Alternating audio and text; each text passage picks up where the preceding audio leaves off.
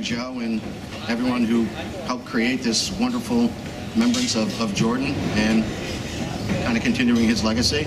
I guess one of my things that I think about when I think about Jordan daily is his infectious, charismatic, the way he smiled, his nipples, and I'll certainly miss that. But this kind of helped me think about other things and helping out other people who are struggling with the same thing that gripped Jordan. So that's all I really have to say. And Harry, I love you, brother. Thank you, Kyle. I love you too. My beautiful wife, Wendy. This is going to be good. It always is. I just wanted to share what happened to Jordan was terribly tragic. One of the reasons, one of his biggest fears was picking up again because addiction is a disease. So to those who are around people that are addicted, hang in there. Try to guide them to a place where they can find some support. You cannot save them. It's not our role to save them. We just try not to feed the disease, but we try to encourage. So direct them to people that can help them. I think that was one of the problems that Jordan had, and I encourage the people who are suffering from addiction, reach out. One of the problems he had is, as he was struggling, COVID hit, and he was in isolation, and you need to be reaching out to people, and that's what Hope Rocks is about. It has people out there that can help. Ryan's House, it's out there to help you. And never feel that you're not being judged. People do have to step back from the behavior, but it doesn't mean they don't love you. So don't give up hope and don't fall into that pit. Reach out to people who can walk alongside you and offer you help. What I have here, these are the clothes that Jordan had purchased. He was going to show up at Hope Rocks in February. He bought these brand new. He was so proud to be part of Hope Rocks. But then it had to be canceled because of COVID. And then there was the isolation and the shutdown of the programs. There are programs out there that can help you. So reach out. You cannot maybe conquer your disease, but you maybe have a choice to reach out when you're feeling like you're vulnerable. That's the most you can do. And reach out to somebody. If Jordan had just reached out to us that day, we tried to reach out to him. But do it before you get to that point. There's so many out there that want to help you, so you don't have the same tragic ending. And I love this Hope Rocks so that you can feel proud and you can find something that will bring you pride. You can go out there, you can go for a job interview, and you can start your life over, and there's people out there that will help you. So I just want to encourage the parents, the families, and the victims of the disease. Thank you, Wendy. This is not how it's supposed to end. I'm in recovery myself. My son's never seen me drink or drug. It's been a long time. Had a lot of good happen, had a lot of life happen, had this happen. And recovery is a spiritual program. I get it. It's but for the grace of God. I get it. I'm not here to preach, but boy, my faith has been tested. I've been broken. And so now, what I have is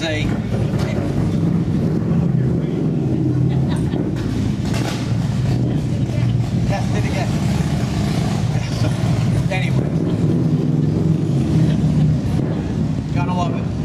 So anyways, this is what I wanted to share. I was a school teacher. I became a teacher in recovery, chemistry, then I switched to music. And in I taught in Greenville schools, 6th grade music, general music. My son was one of my students. And if you knew Jordan, he's got personality. I'll just frame it like that. So I'm teaching my class one day, and it's quiet. I got classroom management skills. Everybody's like in their seat mostly. And Jordan presses the button on a keyboard way in the back. He sat in the back. It was like the Ricky Martin music where the hip hop things the kids like.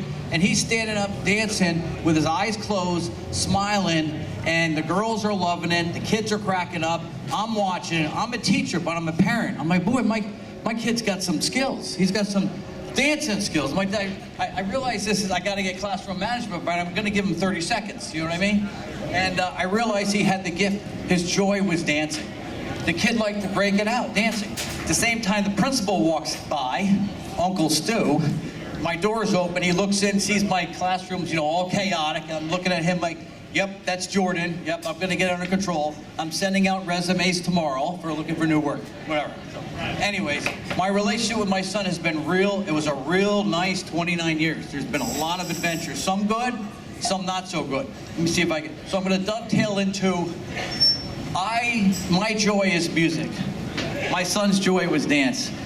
I've written 6 songs since his death, and this one is called, Jordan's Joy. The first part is kind of sad. I don't sing. There's a reason for that, if you heard me, anyways. So there's no words, but it's a prayer. It's a prayer on the trumpet, and it's beyond words. So the first section is grief and pain and healing. The second section is joy.